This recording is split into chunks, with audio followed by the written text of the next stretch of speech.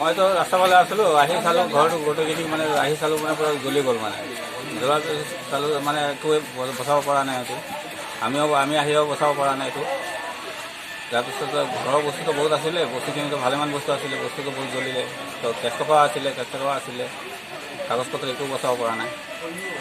মুঠতে কেইটা ঘৰ জ্বলিছে? 5টা। কি নাম কি কাৰ ঘৰ জ্বলিছে? নীলু দাস, নিমাই দাস, সুভাষ দাস। আৰু ভাড়াঘৰৰ নাম?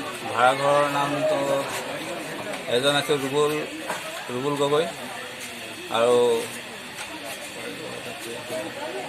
নামটো